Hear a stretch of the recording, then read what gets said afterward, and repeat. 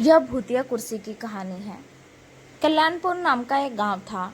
उस गांव में थोड़ी ही दूर पर एक बहुत ही घना और डरावना जंगल था। रात के समय जो भी उस जंगल से होकर गुजरता वो कभी भी वापस नहीं आया। उसी जंगल में एक बहुत ही सिद्ध तांत्रिक बाबा रहता था। उसे तंत्र मंत्र के अलावा और कोई भी काम नहीं आता था। वह जंगल में रहकर भूतों से बात करता था और उनके वश में कर लिया था। कभी कभी गांव में किसी की तबीयत खराब होती थी तो वो लोग उसके पास जाते थे और वह तांत्रिक अपने तंत्र मंत्र से उन लोगों को ठीक कर देता था। गांव के लोगों को उस तांत्रिक पर बहुत विश्वास हो गया था। उन लोगों को लग रहा था कि तांत्रिक हमारा और हमारे गांव का रक्षक बनकर आया है, लेकिन उन्हें पता नहीं था कि वह तांत्रिक अपने जादू मंत्र से धीरे धीरे गांव के एक एक आदमी को गायब कर रहा था।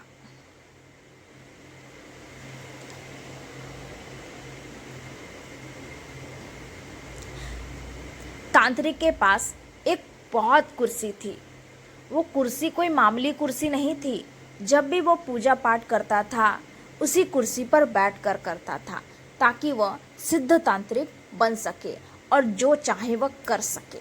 कुछ समय बाद गांव में हड़कंप मच गया कि आखिर हमारे गांव के लोग धीरे धीरे कहाँ गायब हो रहे हैं। फिर उन्हें उस तांत्रिक बाबा पर शक हुआ और एक दिन गांव के कुछ लोग उस जंगल की ओर चल दिए, ये पता करने के लिए कि आखिर हमारे गांव के लोग अचानक गायब कहाँ हो जाते हैं। वे लोग धीरे धीरे जंगल के बहुत अंदर चले गए। जंगल एकदम घना और डरावना था। थोड़ी ही दूर आगे जाने के बाद उन्हें एक रोशनी जलती हुई नजर आई। फिर वे लोग वहां जाते हैं और देखते हैं कि तांत्रिक ने एक आदमी को पैर के नीचे आदमी को दबा के रखा है, जो कि बेहोश हालत में था। जब गांव वाले उसके नज़दीक गए तो पहचान लिए कि ये तो हमारे ही गांव का आदमी है, जिसको हम लोग सुबह से ढूंढ रहे थे। गांव वालों को देखकर तांत्रिक वहां से भागने लगा। तभी गांव के सारे लोग उसे चारों तरफ से घेर कर पकड़ लिए और एक पेड़ में बांध दिए। फिर पूरे जंगल में आग लगा दिए। उस आदमी को लेके अपने गांव लौट गए। अब उस तांत्रिक ने देखा कि गांव वालों ने जंगल में आग लगा दी है, अब तो मैं नहीं बचूंगा। वो बहुत चिल्लाया, मुझे बचाओ मुझे बचाओ, लेकिन उससे कोई नहीं बचाने आया और धीरे धीरे आग की लपटें तांत्रिक के पास आई और आग में जल के मर गया। लेकिन उसकी कुर्सी जैसी थी वैसी ही रही, उसे एक आंच तक नहीं लगी, क्योंकि तांत्रिक ने उस कुर्सी को अपने जादू मंत्र से बनाया था। यह बात किसी को पता नहीं चला कि वह तांत्रिक मरने के बाद भी नहीं मरेगा। गांव वाले अब बहुत खुश थे कि हमें किसी भी बात का डर नहीं है। कुछ समय बीतने के बाद एक दिन गांव का एक आदमी दोपहर के समय अपने खेत में काम कर रहा था। गर्मी का दिन था, उसे बहुत जोर से प्यास लगी थी। पानी की तलाश में और थोड़ा आराम करने के लिए वह जंगल में चला गया जहाँ तांत्रिक रहा करता था। वहाँ जाकर देखा कि एक बहुत ही सुंदर कुर्सी रखी हुई है। वह देखने में बहुत लुभावनी कुर्सी लग रही थी, मगर वह एक भूतिया कुर्सी थी। वह आदमी उसे लेकर अपने घर आ गया। उस कुर्सी को देखते ही मन में दम खुश हो गया था। उसके घर वाले भी कुर्सी को देखकर खुश हो गए। उसे नहीं पता था कि वह अपने घर कुर्सी नहीं बल्कि अपनी मौत लेकर आया है। जैसे ही वह कुर्सी पर बैठा तभी कुर्सी ने उसे पकड़ लिया। उसके घर वालों ने बहुत कोशिश की, लेकिन कुर्सी से उसे उठा नहीं पाए। देखते ही देखते यह बात पूरे गांव में आग की तरह फैल गई। गांव के लोगों ने बहुत ही कोशिश की उससे कुर्सी को अलग कर सके, लेकिन वो लोग असफल हो गए।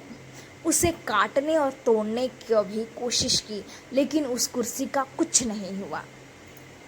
थोड़ी ही देर बाद गांव वालों के सामने ही उस कुर्सी में अपने ही आप आग लग गई। देखते ही देखते वो कुर्सी जल के राख हो गई और वो आदमी तड़प तड़प कर मर गया। उसके मरते ही वो आदमी और उसकी जली हुई राख सब के सब गायब हो गया।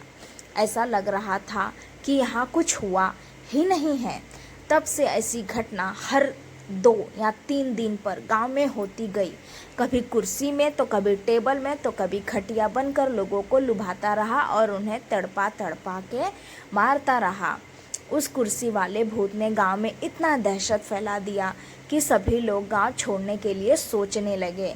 फिर एक आदमी ने इन सब से बचने का उपाय किया। वह एक साधु बाबा के पास गया और अपने गांव में होने वाली सारी घटना के बारे में बताया।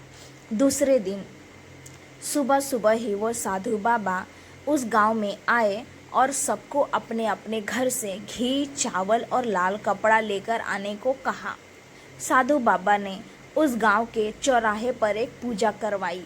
साधु बाबा ने सुबह से लेकर शाम तक उस पूजा में हवन किया और सभी लोगों को लाल कपड़े में थोड़ा थोड़ा चावल डाल कर दिए और बोले कि इस कपड़े को सब अपने घर के दरवाजे पे लटका देना। अब से कोई तुम्हारा कुछ नहीं बिगाड़ पाएगा। सारे लोग ऐसा ही किए जैसे साधु बाबा ने बताया था। उस दिन से उस भूत ने किसी का नुकसान नहीं किया और गांव के लोग बिना डर के अच्छे से रहने लगे।